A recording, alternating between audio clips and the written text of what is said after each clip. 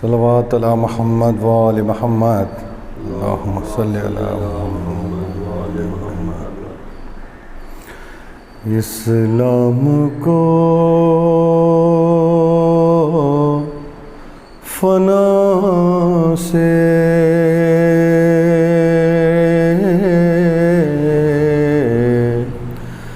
بچایا حسین نے،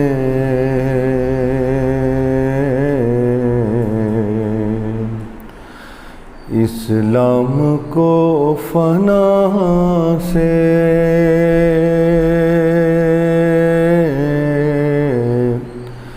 بچایا حسین نے،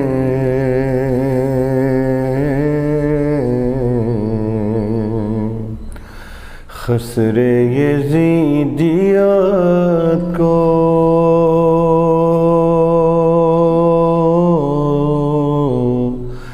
گرایا حسین نے،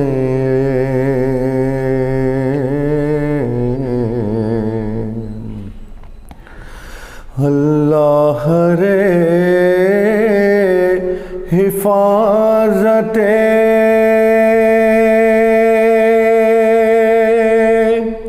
ملت کا اہتمام،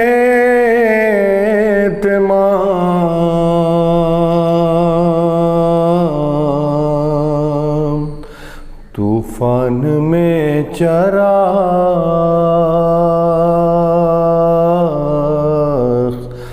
جلایا حسین نے،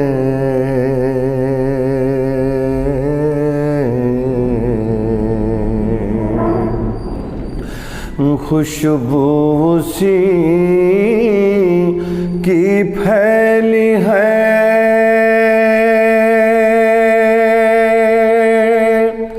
سارے جہان میں،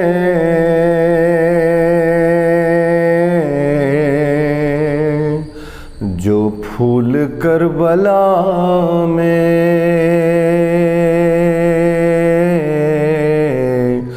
کھلایا حسین نے،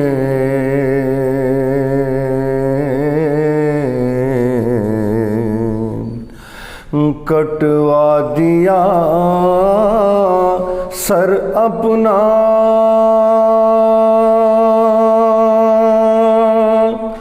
بڑے شوق سے، مگر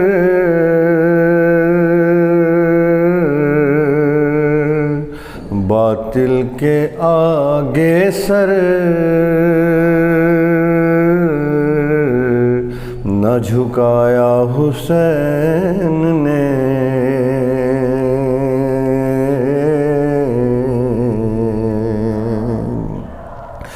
خیبر کا در اٹھانا تو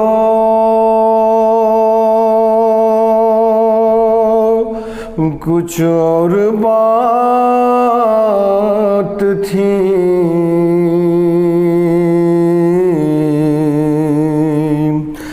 لاشا جواب پسر کا اٹھایا حسین نے،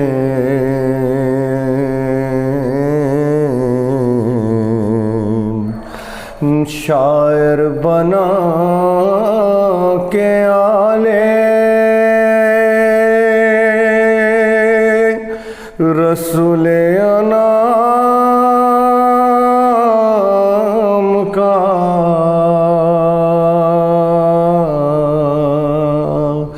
رتبہ تیرا وقار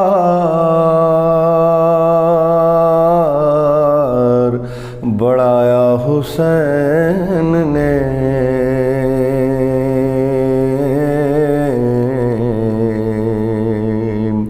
اسلام کو فنا سے بچایا حسین نے،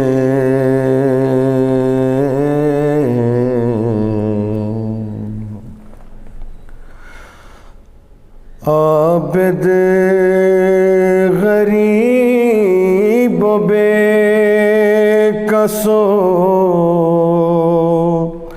ناچار مر گیا عابد غریب و بے کسو ناچار مر گیا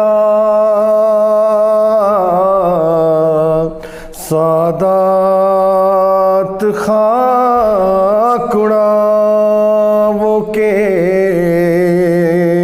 سردار مر گیا سادات خاک اڑاو کے سردار مر گیا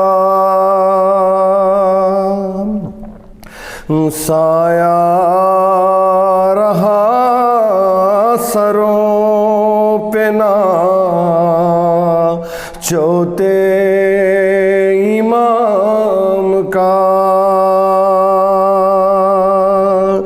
سایہ رہا سروں پہ نہ چوتے امام کا زہرا کے چاند حسین کا دلدار مر گیا عابد غریب بے کسو ناچار مر گیا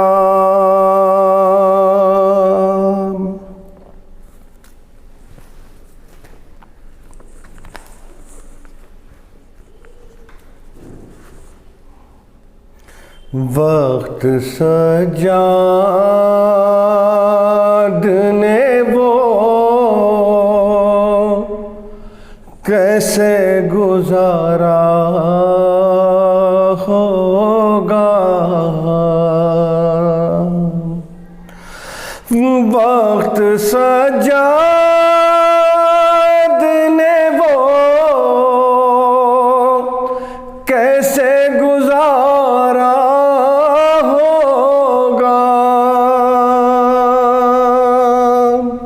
نام زینب کا جو غیر رونے پکارا ہوگا وقت سجاد نے وہ کیسے گزارا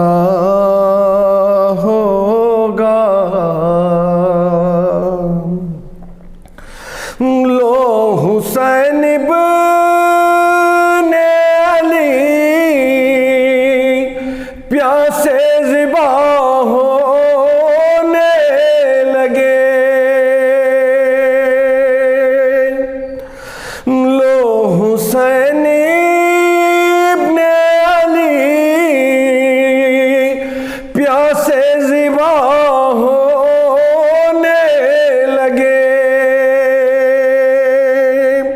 کتنا شرمندہ وہ دریا کا کنارہ ہوگا وقت سجاد نے کیسے گزارا ہوگا وہ گرا زین سے زینب کی ردا کا ضامن وہ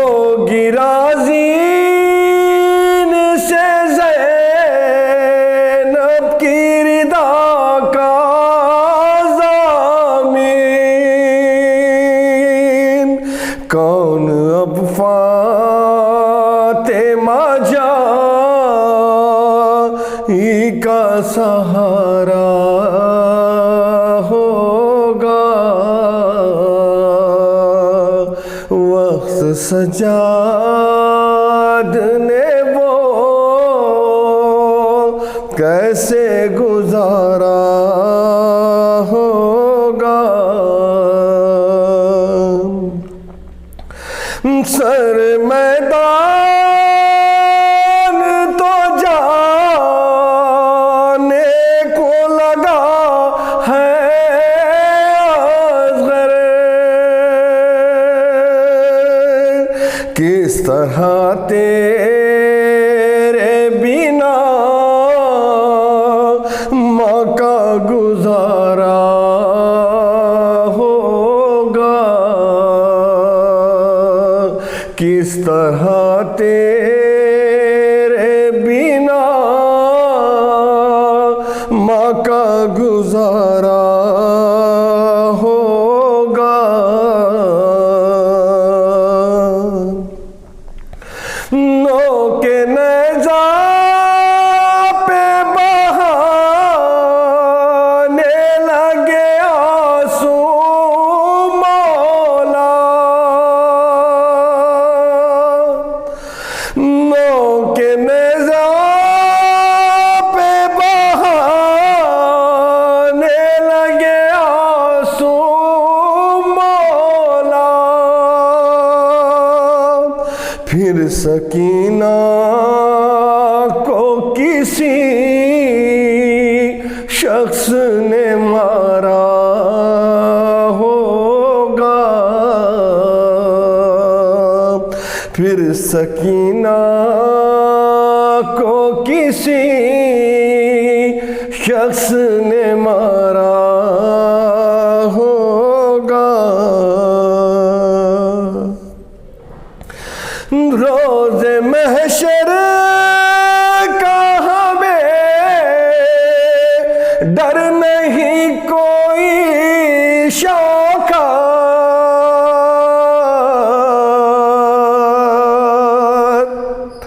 روز محشر کا ہمیں ڈر نہیں کوئی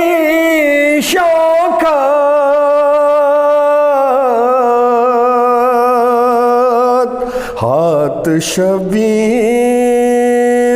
کے خط منہ پہ ہمارا ہوگا، وقت سجاد نے وہ کیسے گزارا ہوگا، نام زینب کا جو غیروں نے پکارا ہوگا، وقت سجاد نے وہ کیسے گزارا ہوگا،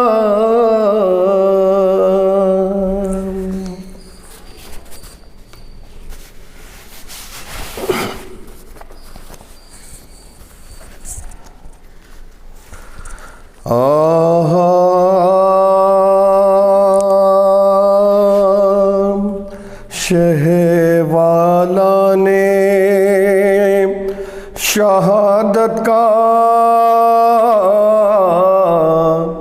سر انجام کیا،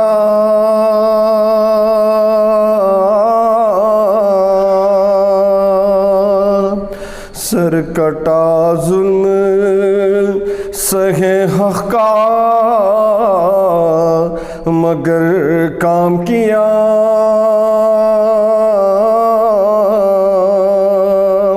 صبر نے عابد بیمار کا اہتمام کیا،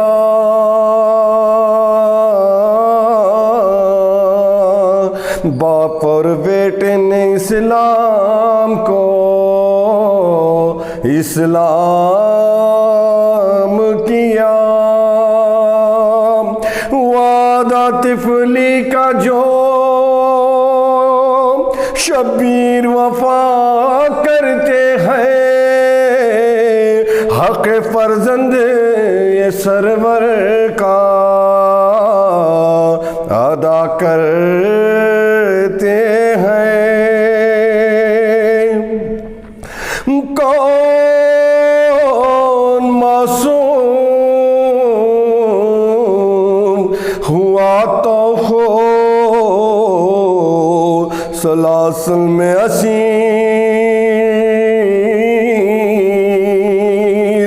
کون ہے وہ جسے پہنائی ہے دوہری زنجیر، تازیانوں سے عدو دیتے تھے کس کو تحسیر، جس کے ماں بہنوں کے مجمع میں ہوئی ہے تشہیر، طے کوئی کرنا سکا جس کو یہ وہ منزل ہے، صبر ناموس کے بارے میں بہت مشکل ہے۔ کر گئے تھے جو وصیت شہدی وقت آخر، صبر سے کام کیا کیجئے بعد شبیر، صبر سے کام لیا کیجئے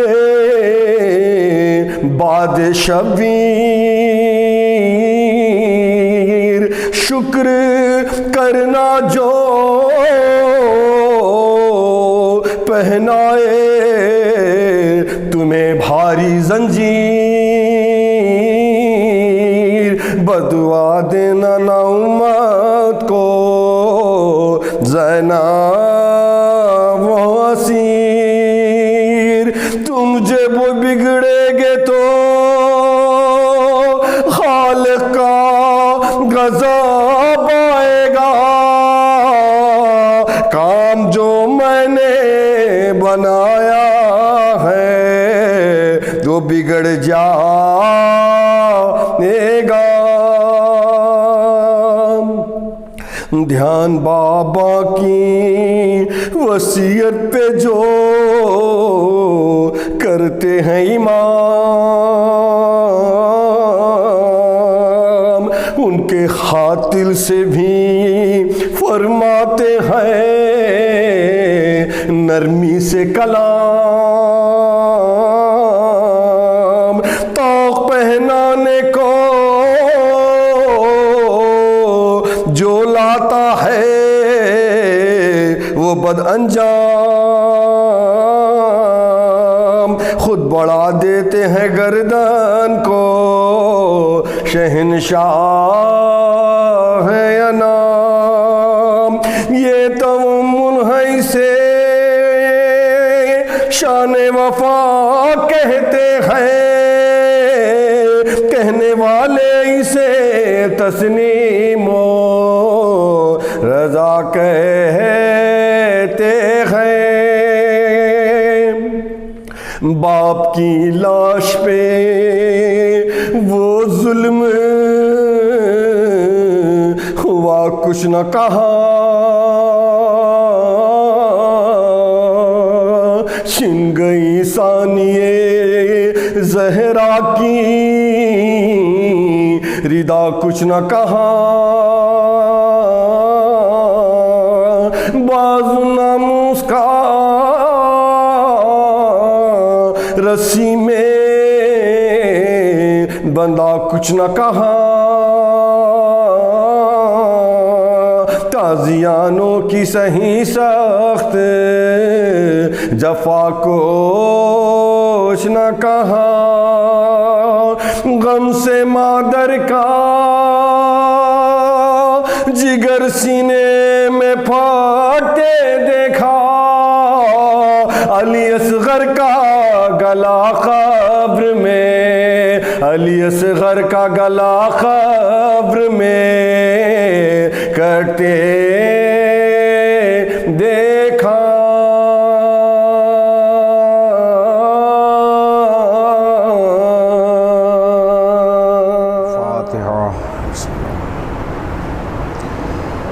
لا حول ولا قوة إلا بالله العلي العظيم۔ حسبنا الله ونعم الوكيل ونعم المولى ونعم النصير۔ أعوذ بالله من الشيطان اللعين الرجيم۔ بسم الله الرحمن الرحيم۔ الحمد لله رب العالمين،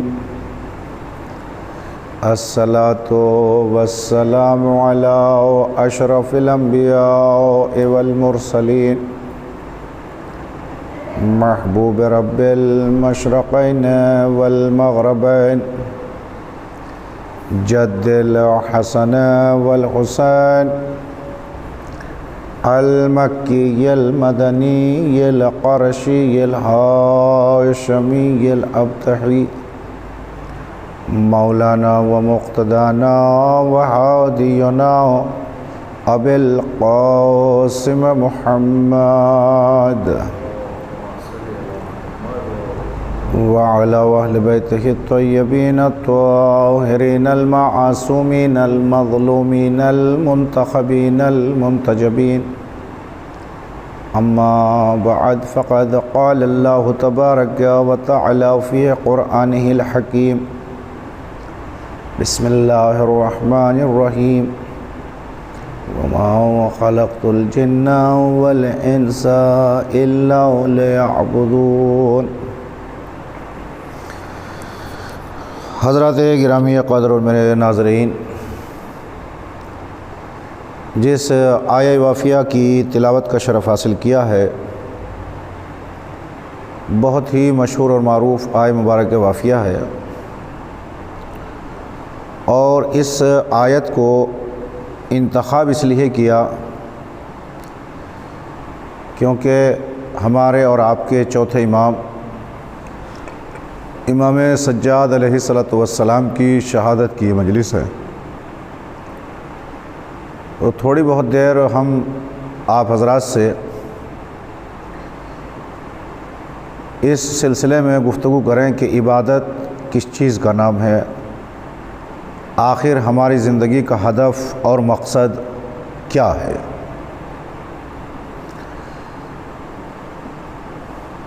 ناظرین، ارشاد ہوتا ہے وما خلقت الجن والانس الا لیعبدون، ہم نے پیدا کیا ہے جن و انس کو کہ وہ اللہ کی عبادت کریں۔ انسان کو یہ حق نہیں بنتا کہ وہ زمین پر چلے اور پھرے اور اللہ کی عبادت سے منحرف رہے، لیکن اس خدا کا کرم دیکھیے، اس مالک کی رضا دیکھیے کہ اگر تم نافرمان ہو تو خدا تم سے روگردانی نہیں کر رہا ہے۔ اگر ہم اس کی عبادت کریں تو ایسا نہیں ہے کہ وہ ہماری عبادت کی وجہ سے وہ خدا ہے، اگر ہم اس کی عبادت نہ بھی کریں تب بھی وہ خدا ہے، اس کی خدائی پہ کوئی فرق نہیں پڑتا۔ لیکن اللہ نے انسان کو پیدا کیا امتحان کے لیے، اور اس زندگی کے اوپر یہ انسان اتنا عبور اور گھمنڈ نہ کرے، تکبر نہ کرے کہ مجھے بس یہی رہنا ہے۔ اس انسان کی کیفیت بس زندگی کی اتنی ہی ہے کوئی زیادہ نہیں ہے کہ جیسے انسان اپنی پلکوں کو جھپکتا ہے۔ اب چاہے انسان سجدے کر کے عبادت کر کے اللہ کا شکر گزار بندہ بن جائے، شاکر بن جائے، یا نافرمانی کر کے وہ مردود بارگاہ ہو جائے۔ اس امتحان میں انسان کیسے کامیاب ہو، کس طریقے سے چلے، میں تھوڑا سا آپ کی خدمت میں عرض کرتا ہوا چلوں۔ ایک نبی گزرے ہیں جن کو آدم ثانی کہا جاتا ہے، جناب نوح علیہ الصلاۃ والسلام۔ جناب نوح علیہ الصلاۃ والسلام کو اللہ نے تقریباً، جو مفسرین نے عام طور سے بات کی ہے، میں اس کی گفتگو کر رہا ہوں، 1850 برس کی حیات دی ہے، اور اس 1850 برس کی حیات میں جناب نوح، جن کو آدم ثانی کے نام سے یاد کیا جاتا ہے، 950 برس تبلیغ کی ہے۔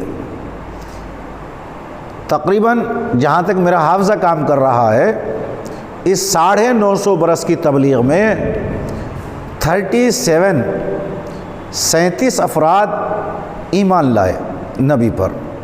بقیہ وہ چرند تھے، پرند تھے، حیوان تھے، جانور تھے، وہ تمام جن و انس، اس میں جن انسان جو تھے اس میں شریک ہوئے۔ لیکن میں عرض کرنا یہ چاہتا ہوں کہ 950 برس کی حیات میں اتنے سے افراد ایمان لے کر آئے، نبی کو تسلیم کیا۔ توجہ ہے آپ حضرات کی؟ اب اس نقطۂ نظر پہ مجھے نظر کیوں ڈالنا پڑ رہی ہے، اس کی وجہ اور علت اور سبب یہ ہے کہ اگر ہم جناب نوح سے اپنی زندگی کا تقابل کریں اور غور و فکر کریں، تدبر کریں، تو ہماری زندگی کچھ بھی نہیں ہے۔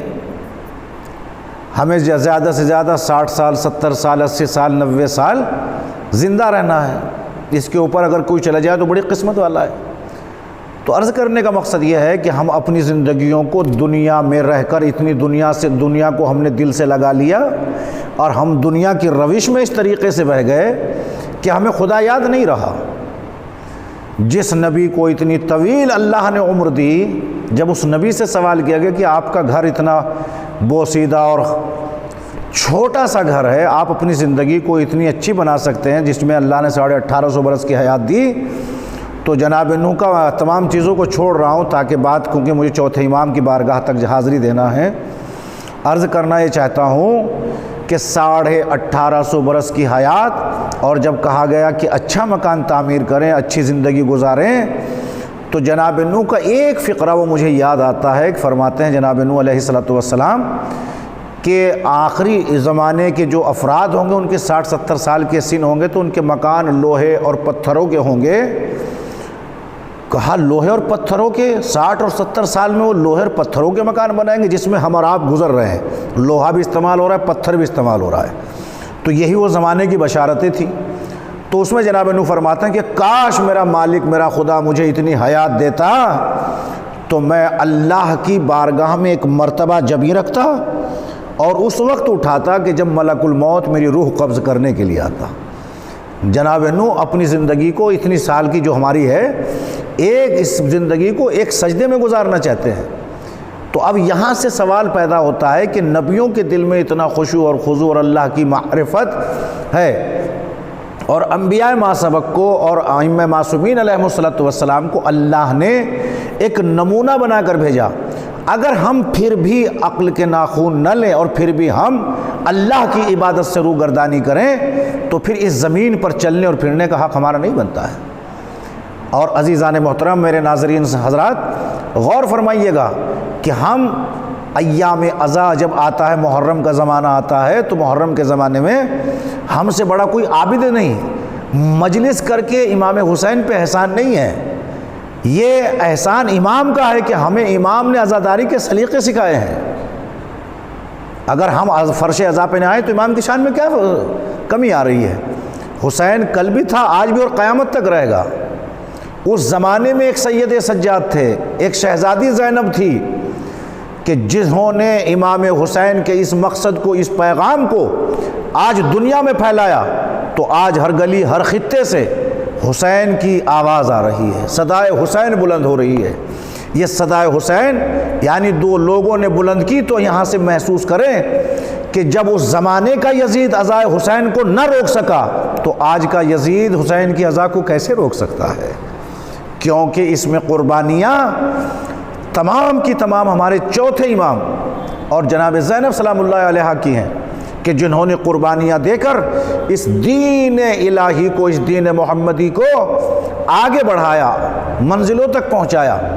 اور آج ہم یہ فخر کریں میں ماتم کروں گا تو میں عزادار کہلاؤں گا، میں ماتمی کہلاؤں گا، میں نوحہ پڑھوں گا تو میں نوحہ خان کہلاؤں گا، نہیں، یہ عزاداری نہ کسی نوحہ خان کی محتاج ہے، نہ کسی مرثیہ خان کی محتاج ہے، نہ کسی ممبر خان کی محتاج ہے۔ میرے عزیزوں، کتنے ذاکرین آئے، کتنے علماء آئے، کتنے مبلغین آئے اور چلے گئے ہیں، لیکن میرے عزیزوں ان کے جانے سے حسین کی عزا نہیں رکی ہے۔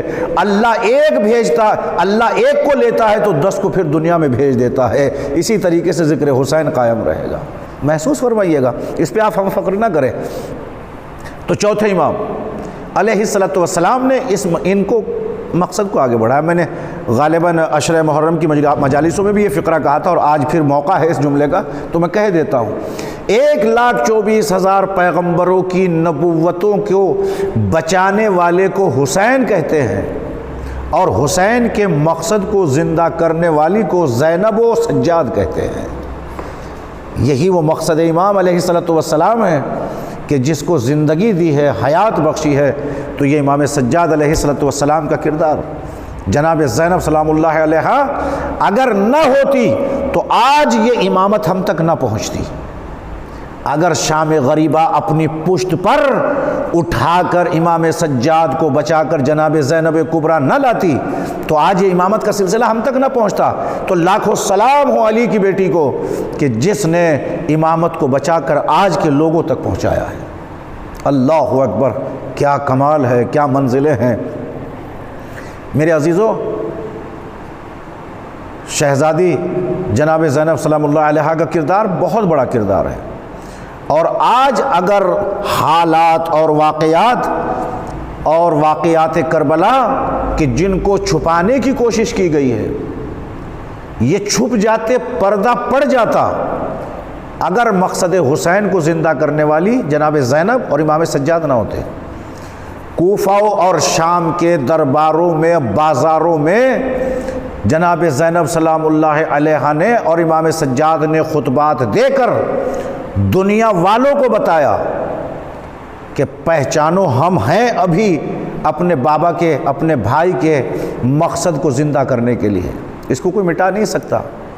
امام سجاد کو خطبہ کیونکہ موقع نہیں ہے، ورنہ میں اس کو خطبے کو عرض کرتا میں آپ کی خدمت میں، کہا تو جانتا نہیں ہے جب کسی مبلغ کو خطبہ دینے کے لیے اس نے کھڑا کر دیا تھا ممبر پر اور وہ پھر اتر آیا تو امام علیہ الصلوۃ والسلام نے کہا یہ ممبر نہیں، لکڑیوں کا ڈھانچہ ہے، اس لکڑی کے ڈھانچے پر، کیونکہ ممبر کو لکڑیوں کا ڈھانچہ اس لیے بتایا کہ وہ ممبر نہیں ہے کہ جس کے اوپر فضائل اہل بیت نہ بیان ہوں، لوگوں کی خوشامدیں کی جائیں، لوگوں کی رضامندی کے مطابق بیان دیا جائے، تو وہ ممبر نہیں کہلاتا۔ ممبر وہ ہے جس پہ مصیبت آل محمد اور فضیلت آل محمد کا تذکرہ ہو۔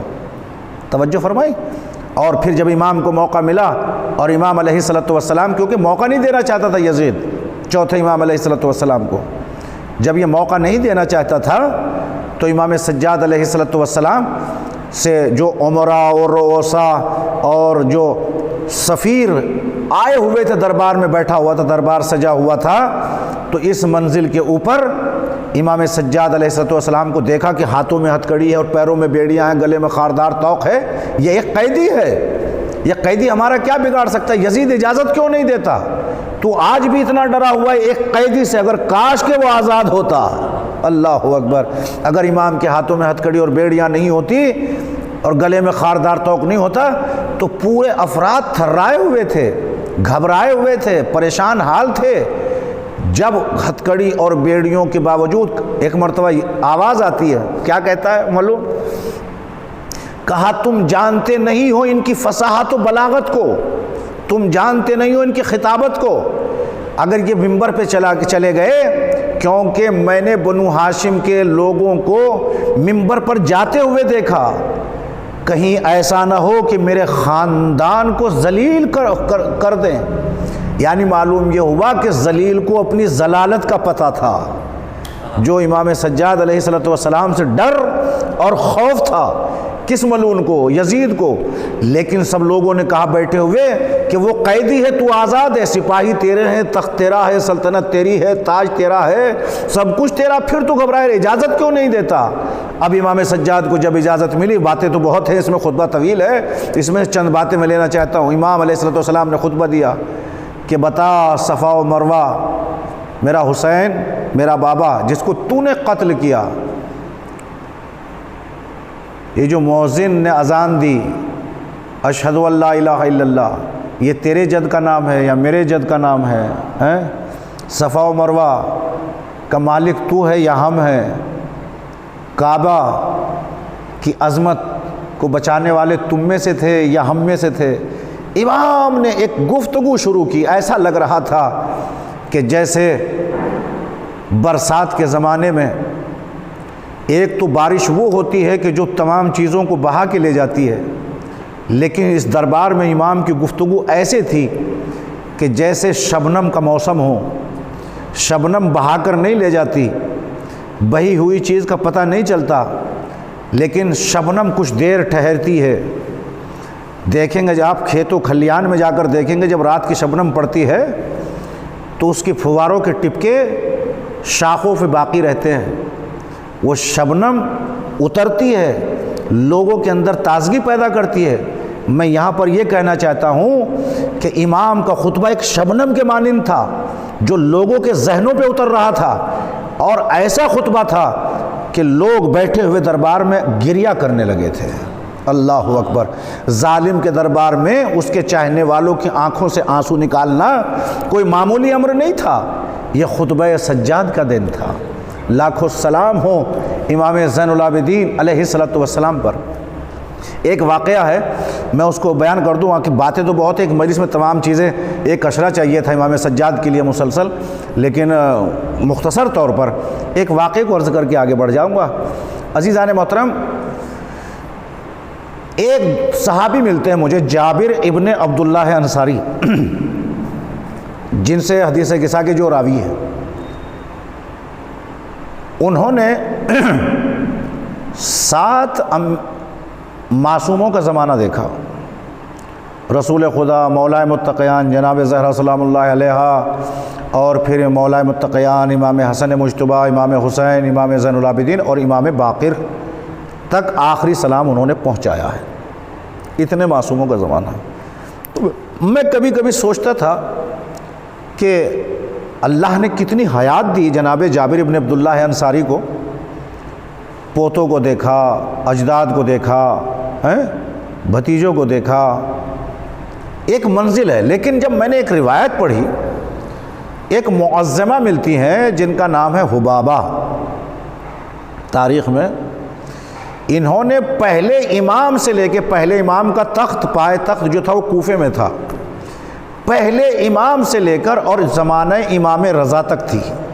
اللہ اکبر!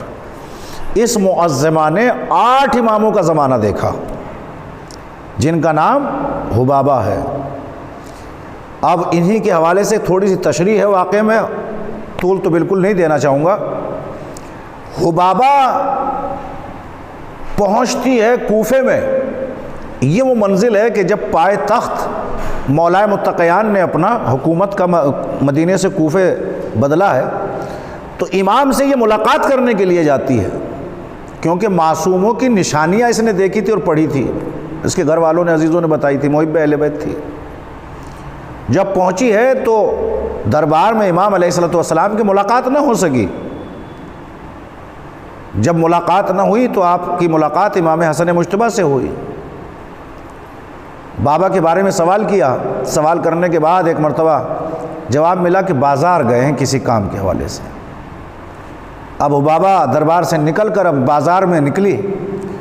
نکلنے کے بعد بہت توجہ چاہتا ہوں میں اس واقعے کے اوپر، انشاءاللہ آپ حضرات محظوظ ہوں گے اور شاید کوئی بات ہو اس کے اندر، اور میں اپنی جو آیت میں نے اولاً پڑھی ہے اس سے بالکل میں مربوط ہو جاؤں گا۔ حبابہ جب پہنچتی ہے تو کیا دیکھا کہ کہ امام علیہ الصلوۃ والسلام ایک دکان پر ہیں جو ایک جانور کو بیچ رہا ہے. جانور کا یہ تو دیکھا اس دکان کو سیل کیا جا رہا ہے, بند کروایا جا رہا ہے کہ حکومت علی میں ان کا بیچنا حرام ہے. اللہ اکبر. دیکھیے بات سخت ضرور ہے لیکن امام علیہ الصلوۃ والسلام اور واقعات شاہد ہیں میں جو آپ کی خدمت میں رکھنا چاہتا ہوں. تھوڑا سا میری طرف متوجہ رہیے گا تو میں انشاءاللہ بات کو آپ تک پہنچا دوں. آخر ان کے اوپر عذاب کیوں آیا, کس وجہ سے یہ اس میں تبدیل ہوا, یہ حرام ہوا؟ یہ وہ فش ہے, مچھلی ہے کہ جس کا کھانا اور بیچنا بھی حرام تھا. امام علیہ السلام نے کہا کہ میری حکومت میں حرام بیچا نہیں جائے گا اور حرام کھایا نہیں جائے گا. امام علیہ السلام سے حبابہ نے پوچھا کہ آخر اس کو کیوں بند کروایا, یہ حرام کیوں ہے؟ کہا کہ یہ انبیاء کے زمانے میں یہ معتوب ہیں, انسان تھے یہ لوگ, جو مچھلیاں تھیں پہلے انسان تھی. کہا پھر یہ مچھلیاں کیوں ہوئیں؟ کہا کہ یہ رسولوں کے زمانے میں رسولوں کا کہنا نہیں مانتی تھی, یہ اپنے داڑھیوں کو منڈوایا کرتے تھے تو اللہ نے ان کے اوپر عذاب نازل کر دیا تھا. کہا یہ مسخ شدہ ہیں. آپ نے غور فرمایا اگر ہم سامنے سے کہیں کہ حرام ہے تو واجب کیا ہے, تو اب آپ یہیں سے اندازہ لگائیے کہ اللہ کے معتوب تھے کہ زمانے علی میں ملاقات ہوئی. کہا کہ یہ بیچنا بھی جائز نہیں ہے اور کھانا بھی جائز نہیں, حرام ہے. اللہ اکبر. یہ کوفے کا واقعہ ہے. یہ وہی موقع تھا جب حبابہ ملی ہے. حبابہ سوال کرتی ہے امام علیہ السلام سے. امام نے جواب دیا اور جواب دینے کے بعد روایت کے فقرے یہ بتاتے ہیں کہ امام علیہ السلام کے پاس ایک انگشتری تھی. امام نے علیہ السلام نے کہا کہ تو ایک کے بعد دوسرے امام سے ملاقات کرے گی. کہا میں پہچانوں گی کیسے کہ یہ معصوم ہے اور امام ہے؟ امام نے اپنی انگشتری کا ایک نشان ایک پتھر پر دیا. کہا اس کو اپنے پاس رکھنا, جب بھی معصوم کو پہچاننا ہو تو ان کے ہاتھ کے قریب لے جانا, وہ اپنی انگشتری اس پہ لگائیں گے تو اس پہ نشان آ جائے گا. اللہ اکبر. محسوس فرمائیے گا خدا کی قسم اس معجزے کو, اور بہت کم پڑھتا ہوں میں اس واقعے کو. تو جیسے ہی یہ کیا تو امام حسن کا دور آیا, اس میں آزمایا. امام حسین علیہ السلام کا دور آیا, اس میں آزمایا. ہوتے ہوتے یہ معظمہ میرے چوتھے امام کے زمانے تک پہنچ گئی. اللہ اکبر. جب پہنچی کہ چوتھے امام علیہ السلام آئے ہیں تو اب امام کو آزمانا تھا کہ معصوم ہے, امام وقت کے امام ہے, اگر ہیں تو معجزہ مجھے پہلے امام نے دیا ہے تو اس پہ ثابت قدم رہیں گے. الغرض جب قریب پہنچی تو کیا دیکھا کہ امام کبھی رکوع میں ہے, کبھی قیام میں ہے, کبھی سجدے میں ہے. یہ ہماری اور آپ کی نماز ہے کہ نماز پڑھنے کے بعد کبھی سجدگاہ کو بوسہ دیتے ہیں, کبھی تسبیح کو آنکھوں سے لگاتے ہیں, لیکن امام کی نماز میں اتنا وقت نہیں تھا. اللہ اکبر. ایک سلام ختم ہوتا تھا تو دوسری نماز کی نیت شروع ہو جاتی تھی. اللہ اکبر. حبابہ انتظار کرتی رہی. جب دیکھا کہ امام کی نماز ختم نہیں ہوتی اور رکوع پہ رکوع ہیں, سجدوں پہ سجدے ہیں, قیام پہ قیام ہیں, تو ایک مرتبہ حبابہ آگے بڑھی کہ میرا ایک سوال ہے. اللہ اکبر. میں ضعیف ہو گئی ہوں. اللہ اکبر. کیا کمال کا واقعہ ہے خدا کی قسم. کہا میں ضعیف ہو گئی, میں بوڑھی ہو گئی, مجھ سے کھڑا ہوا نہیں ہوا جاتا, اتنا انتظار نہیں کیا جاتا. جیسے ہی یہ فقرہ کہا, فقرہ کہنے کے بعد روایت کے جملے یہ کہتے ہیں کہ جب یہ منزل قریب آئی ہے اور یہ فقرات کہے ہیں, کہا مجھ سے کھڑا ہوا نہیں ہوا جاتا, میں ضعیف ہو گئی ہوں, میں بوڑھی ہو گئی ہوں. تو امام علیہ السلام نے پلٹ کر دیکھا اور دیکھنے کے بعد فوراً وہ بوڑھی جوانی میں بدل گئی. اللہ اکبر. کہا تم یہ کہتی ہو کہ میں ناتوا ہو گئی, ضعیف ہو گئی, بوڑھی ہو گئی ہوں. میرے عزیزو, ایک نگاہ امام سے حبابہ کو پھر جوانی ملی ہے. اللہ اکبر. اس معجزے کو دیکھتے ہی فوراً سمجھ گئی یہ معصوم کی نگاہیں ہیں. معصوم کی نظر نے مجھے پھر بڑھاپے سے جوانی کی طرف بدل دیا ہے۔ لاکھوں سلام ہو امام سجاد پر۔ اب وہ دیکھنا چاہتی تھی وہ انگشتری والا معاملہ، کہا کہ میں یہ کوئی اور نہیں کر سکتا، کہ حاجت مانگی نہیں تھی، حاجت بتائی تھی۔ جب بتانے میں اتنا اثر ہے، اگر حاجت طلب کی جائے تو کیا اثر ہوگا؟ اللہ اکبر۔ اس منزل کو میں تھوڑا اور آگے بڑھاؤں، یہی حبابہ ہے کہ جس کے چہرے پر، بدن کے اوپر برس جسے کہتے ہیں سفید داغ آ گئے تھے۔ کہا مولا میں اس سے بڑی پریشان ہوں، پہلی حاجت بغیر مانگے پوری کی ہے، جب یہ منزل دیکھی کہ اچھا، کہا میں اس سے بڑی عاجز آ گئی ہوں، پریشان ہو گئی ہوں۔ تو امام علیہ السلام نے کہا کس سے پریشان ہو گئی ہو؟ اب وہ نگاہ دیکھتی اپنے کبھی ہاتھوں کی طرف، کبھی اپنے جسم کی طرف، وہ سفید داغ بالکل صحیح ہو چکے تھے۔ اللہ اکبر۔ میں یہ عرض کر دوں کہ میرا چوتھا امام اگر نگاہ اٹھائے تو بیماروں کو شفا دیتا ہے۔ اللہ اکبر۔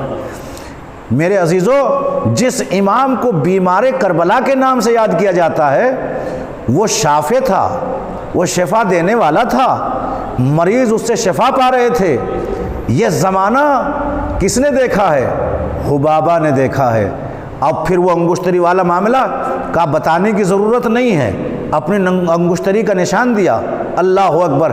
کہنے لگی کہ واقعاً عابد بہت دیکھے لیکن ایسا عبادت گزار نظر نہیں آیا۔ اللہ اکبر۔ یہ ہے، اور یہ سلسلہ اس معظمہ کا ہمارے اور آپ کے 8ویں امام امام علی رضا علیہ السلام تک پہنچا ہے۔ میرے عزیزو، دل سے کوئی پکارے، اخلاص ہو، ہمارے یہاں سب امام شفا دینے والے ہیں۔ کمال یہ ہے کہ نبی اور امام کا میں ایک فرق ایک جملے میں کہہ دینا چاہتا ہوں۔ عیسیٰ کو اللہ نے یہ اعجاز دیا تھا کہ وہ بیماروں کو شفا دیتے تھے۔ اللہ اکبر۔ میرے عزیزو، ان کو معجزہ دیا گیا تھا، اور جب تک نبی رہتا ہے تو معجزہ رہتا ہے، نبی چلا جاتا ہے تو معجزہ ختم ہو جاتا ہے۔ میں کہوں گا کہ نبوت میں اور امامت میں یہی فرق ہے کہ نبوت کے ساتھ معجزہ چلا جاتا ہے، لیکن امام وہ ہے کہ جو نبیوں کے معجزوں کو اپنی ذات سے بیان کر سکتا ہے، دکھا سکتا ہے۔ لاکھوں سلام ہوں امام سجاد علیہ السلام پر۔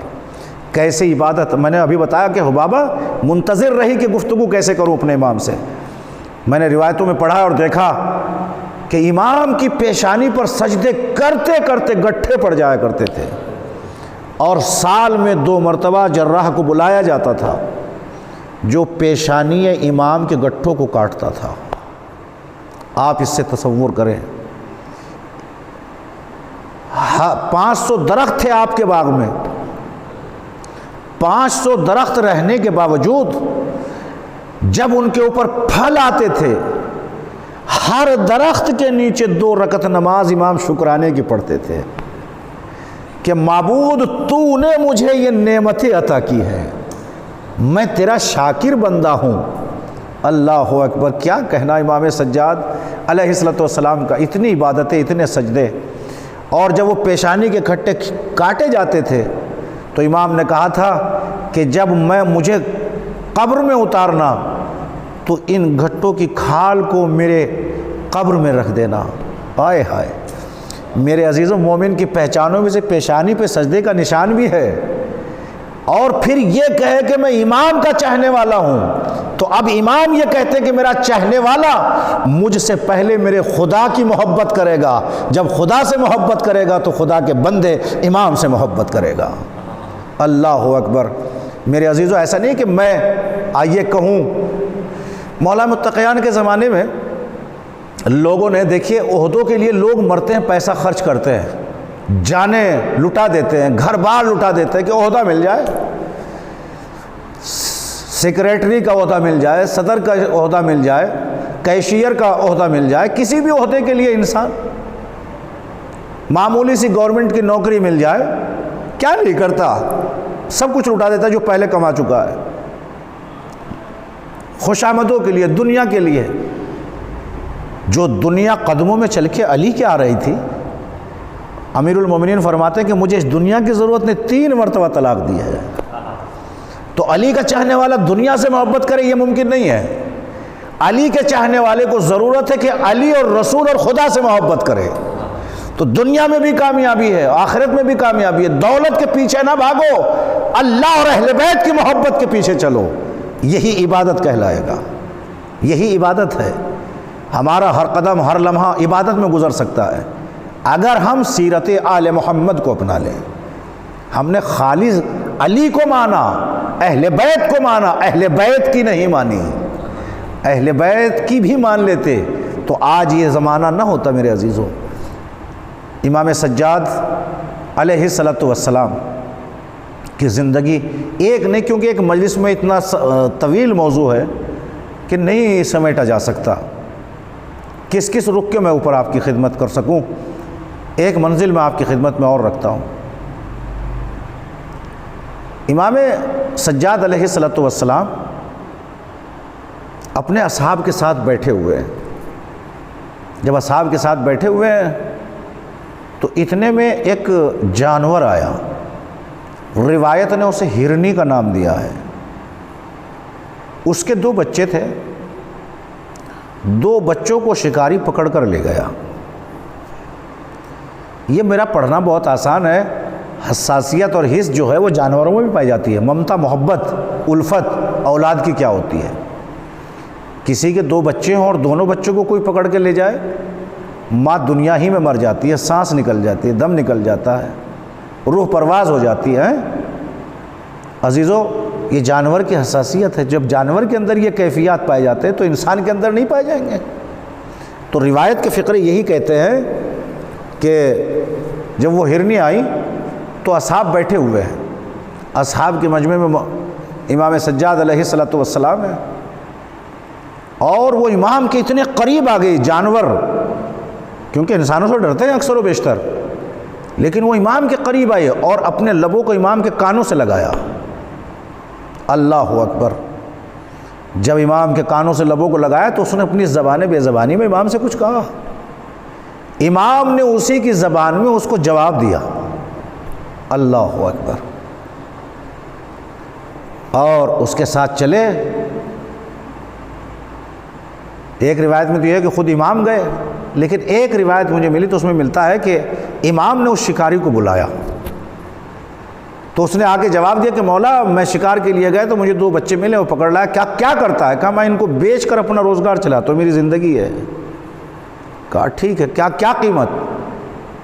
ایک بچے کی قیمت اس نے 20 دینار بتائی۔ امام سجاد علیہ السلام نے 20 دینار دونوں بچوں کے کر کے اس شکاری کو دے دیے۔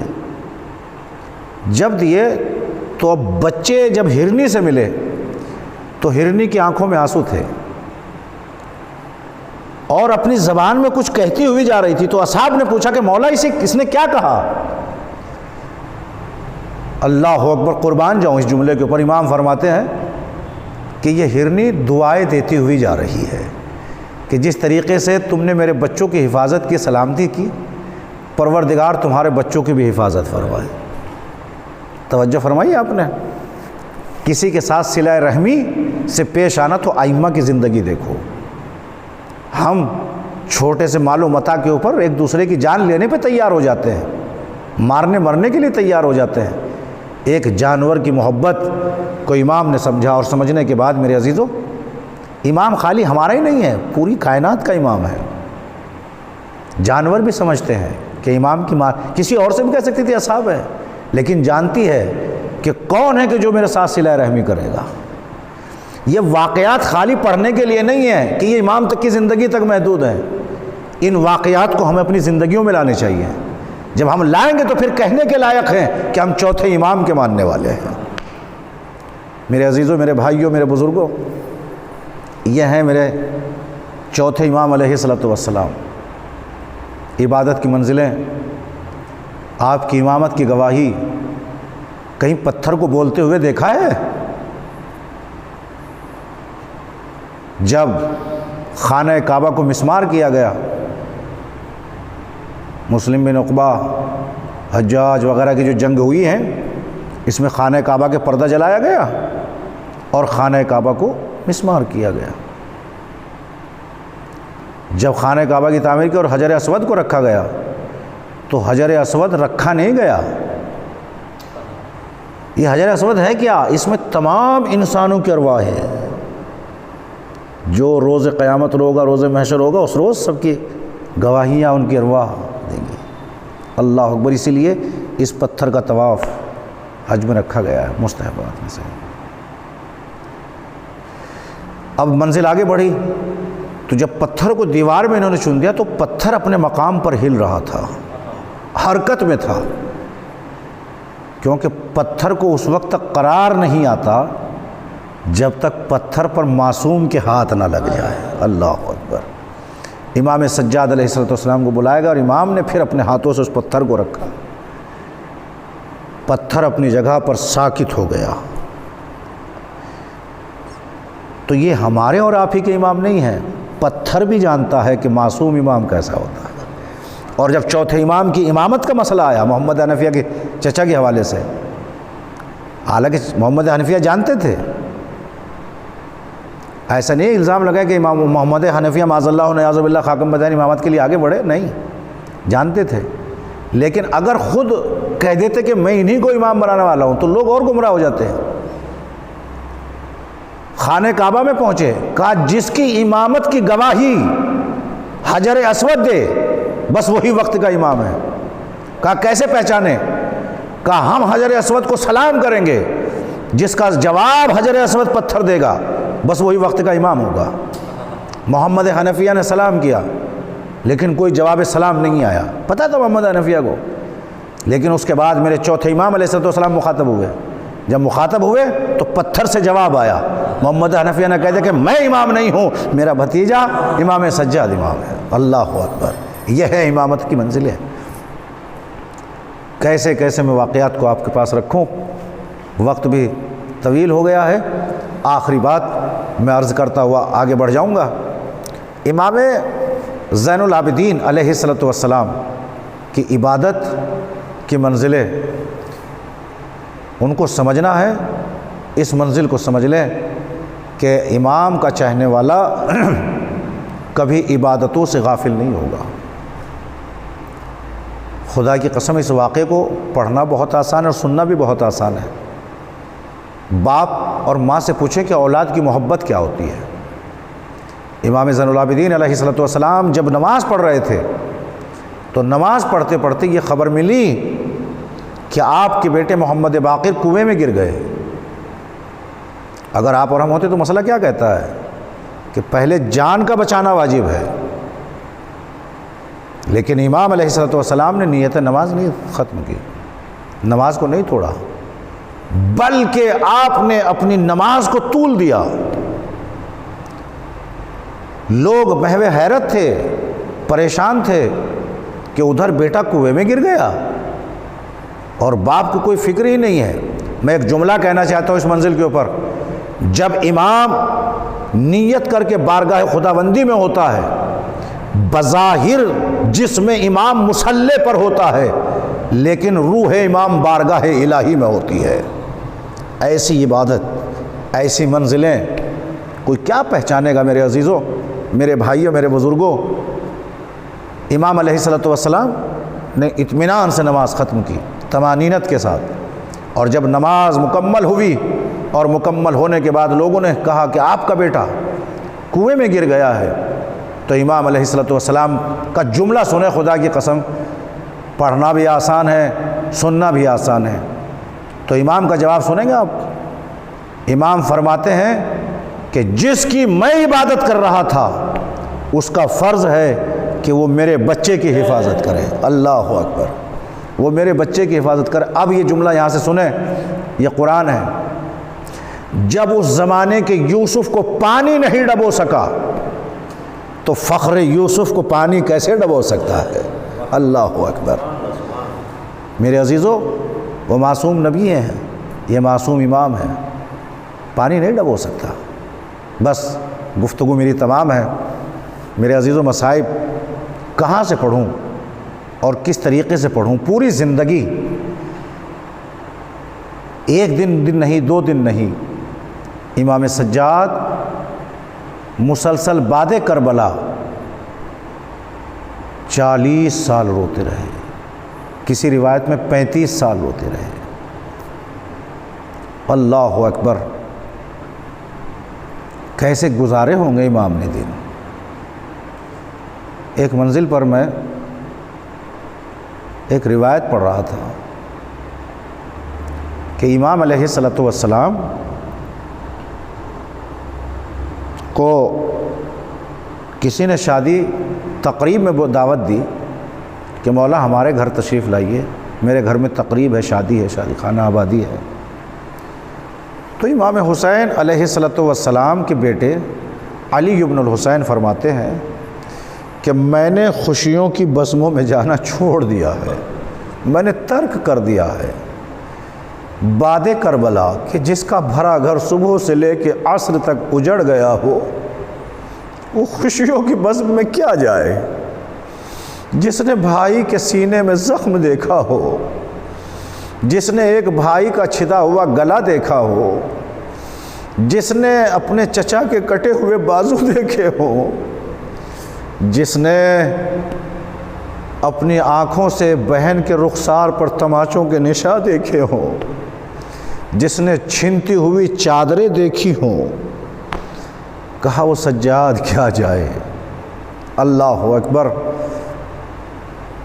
کہا جب وہ جانے لگا تو امام نے آواز دی، فرماتے ہیں کہ جانے والے مایوس مت ہو، اگر تو مجھے بلانا چاہتا ہے تو اپنے گھر میں عزائے حسین کا اہتمام کر لے، فرش عزا بچھا، فرش عزا کا اہتمام کر۔ جب فرش عزا کا اہتمام کیا تو امام علیہ الصلوۃ والسلام نے ذاکر سے کہا، جس ذاکر کو بلایا تھا، کہا او ذاکر، تو اس مجلس میں میرے بھائی علی اکبر کے جوانی کے مصائب پڑھنا۔ امام سجاد فرما رہے ہیں عزادار و ذاکر نے مصائب پڑھنا شروع کرے۔ جب جناب علی اکبر کے مصائب ذاکر پڑھ رہا تھا تو مصائب پڑھتے پڑھتے ذاکر کی زبان پر حسین کا نام آیا۔ امام چیخ مار مار کر رونے لگے کہ ہائے میرے بابا کو 3 دن کا پیاسا ذبح کیا گیا۔ اس کے بعد علی اکبر کا نام آیا، امام اور چیخ مار کر روئے۔ علی اصغر کے گلا چھدنے کا واقعہ سامنے آیا، امام اور چیخ مار کر روئے۔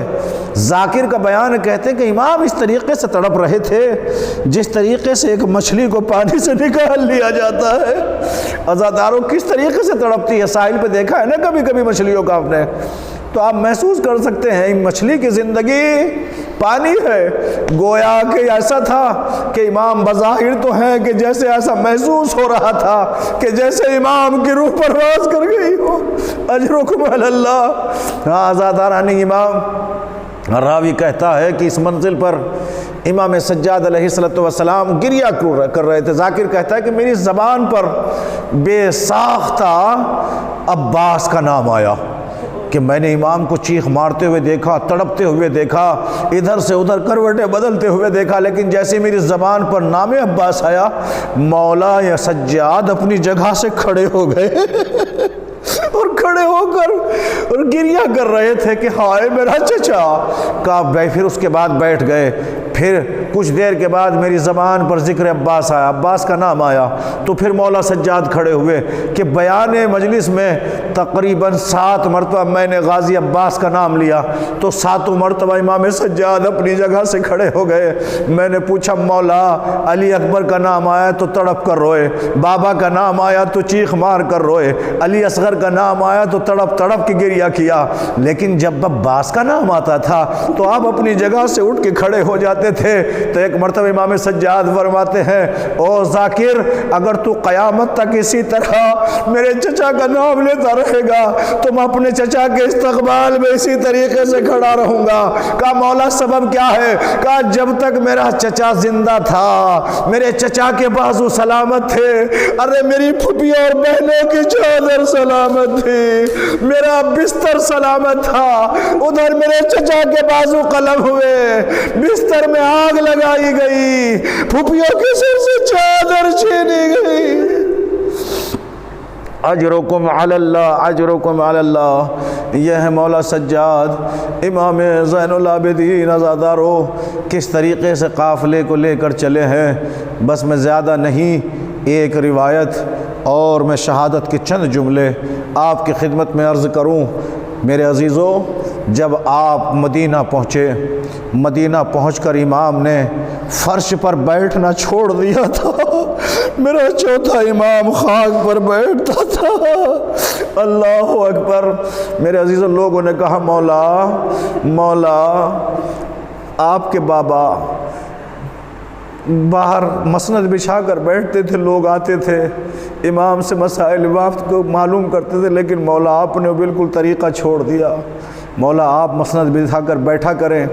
عزیزو، بڑے اصرار کے بعد امام نے مسند بچھائی، لوگ ذوق در ذوق امام سے ملاقات کے لیے آ رہے تھے۔ اتنے میں دیکھیں، میری طرف سنیں، اور اس جملے پہ کس طریقے سے گریا ہوگا مجھے نہیں معلوم۔ اچانک ایک مرتبہ ایک دروازہ کھلا، اور دروازہ کھلا تو اس دروازے سے ایک چھوٹا سا بچہ نکلا اللہ اکبر، اور اپنے بابا کے بچپن کا لباس پہن کر نکلا۔ عزادارو، جب نکلتے ہوئے بچے کو امام سجاد نے دیکھا، جب تک وہ چل کے گھر سے مسند تک نہیں آیا، اس وقت تک میرا چوتھا امام کھڑا ہوا تھا۔ اللہ اکبر۔ لوگوں نے کہا مولا یہ چھوٹا بچہ ہے، آپ سے کم سن ہے، آپ وقت کے امام ہیں، آپ ان کا استقبال کیوں کر رہے؟ کہ تمہیں معلوم نہیں ان کے بابا کا ہماری گردنوں پہ بہت بڑا احسان ہے۔ عزاداروں، پتہ ہے یہ کس کا بیٹا تھا؟ ارے یہ میرے مولا حضرت عباس کا بیٹا تھا۔ چچا کا زمانہ یاد آ گیا کہ میرا چچا بھی اسی طریقے سے چلتا تھا۔ کن کن منزلوں کو یاد کر کے نہیں رویا میرا چوتھا امام سید سجاد۔ ارباب عزا، بس منزلیں تمام ہیں، آخری فقرہ ہے، ایک روایت اور محسوس کر لیں، مجلس کو میں تمام کر دوں گا۔ امام سجاد جب مدینہ پہنچے تو پتہ، جب بازار والوں کو پتہ چلتا تھا کہ امام سجاد گھر سے نکلے ہیں تو بازار میں دکانیں بند ہو جاتی تھیں۔ عزادارو، ایک قصاب بکرے کو ذبح کر رہا تھا، اس کو معلوم نہیں تھا کہ امام آ رہے ہیں۔ ایک مرتبہ امام قریب پہنچے، کیا دیکھا کہ دمبا ذبح کر رہا ہے۔ امام علیہ السلام رو کے کہتے ہیں، ارے بھائی کیا تم نے اس کو پانی پلا لیا ہے؟ کہا ہم پانی پلا کر ذبح کرتے ہیں، کیا ہتھیار کی دھار کو تیز کر لیا؟ کہا ہم تیز کر لیا۔ عزادارو، جیسے یہ فقرہ کہا تو ایک مرتبہ سجاد نے کربلا کا رخ کیا، ہائے میرا مظلوم بابا، ارے جسے 3 دن کا بھوکا پیاسا کربلا میں شہید کر دیا گیا، ہائے میرا مظلوم بابا جسے کفن بھی نہ مل سکا۔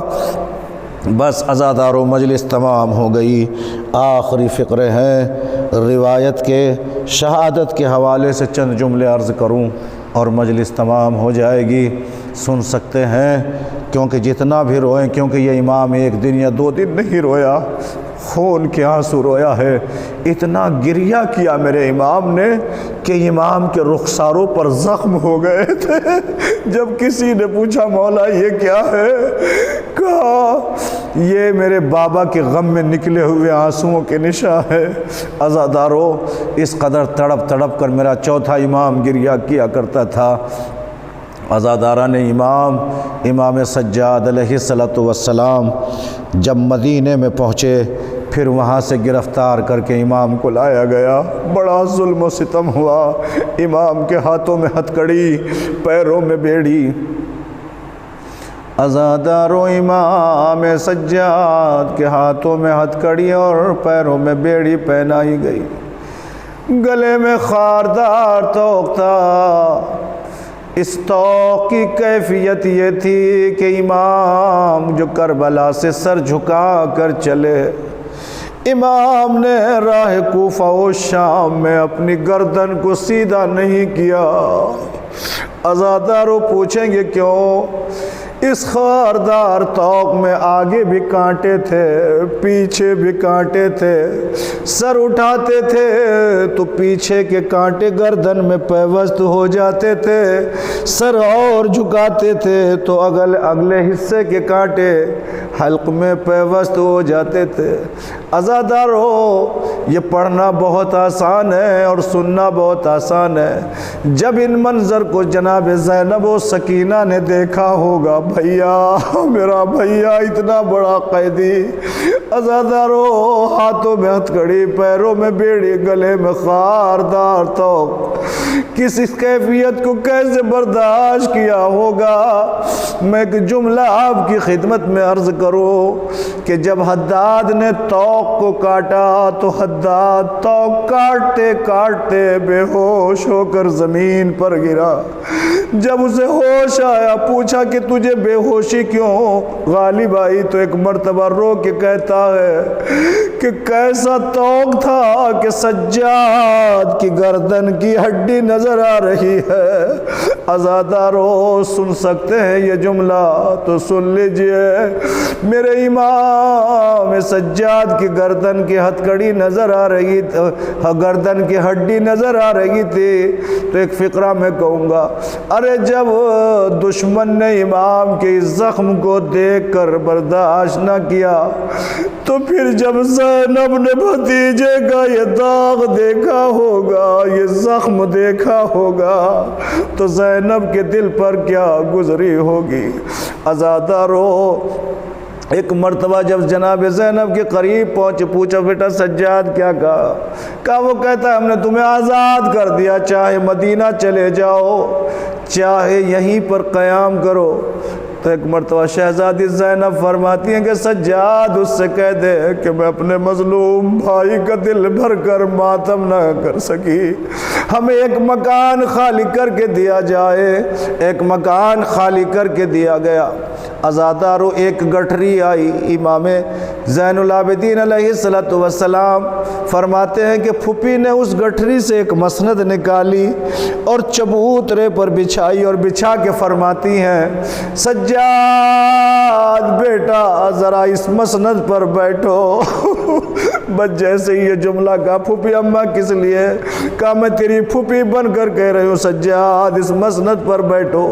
امام سجاد جب بیٹھے تو بیٹھنے کے بعد شہزادی کہتی ہے سجاد تجھے کربلا سے لے کے کوفہ اور کوفے سے لے کر شام تک کسی نے تجھے تیرے باپ کا پرسہ نہیں دیا۔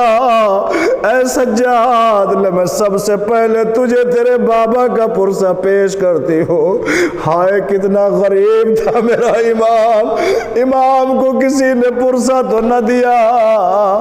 ارے امام کی پشت پر تازیانے لگائے، عزاداروں کسی نے گرم پانی پھینکا تو کسی نے آگ کے انگارے پھینکے۔ اتنے میں امام سجاد فرماتے ہیں پھوپھی اماں اگر مجھے کسی نے پرسہ نہیں دیا تو آپ کو بھی آپ کے بھائی کا پرسہ کسی نے نہیں دیا۔ ارے بھتیجی نے پھوپھی کو پرسہ دیا اور پھوپھی نے بھتیجے کو پرسہ دیا۔ اللہ اللہ کیا گزری ہوگی۔ راوی کہتا ہے کہ ایک مرتبہ بس آخری فقرے ہیں امام زین العابدین کی شہادت کے، زیادہ مجھ سے نہیں پڑھے جائیں گے۔ ارباب ازا امام زین العابدین کو ملعون نے زہر بھجوایا، امام کو زہر دیا گیا، امام بستر پر تڑپ رہے تھے۔ زہر کی کیفیتیں تو پہلے بھی آپ نے سنی ہے کہ امام حسن مجتبیٰ کو ایسا زہر دیا گیا تھا کہ کلیجے کے ٹکڑے منہ کے بل آ رہے تھے۔ عزادارو امام سجاد کو بھی زہر دیا گیا، امام اپنے بستر پر تڑپ رہے ہیں۔ اللہ اکبر میرے عزیزو، وقت آخر تھا۔ امام سجاد فرماتے ہیں بیٹا باقر شام جاؤ باعجاز امامت کا، بابا آپ کی حالت غیر ہے۔ تو امام سجاد فرماتے بیٹا اما فضا دادی فضا بہت وقت آخر ہے،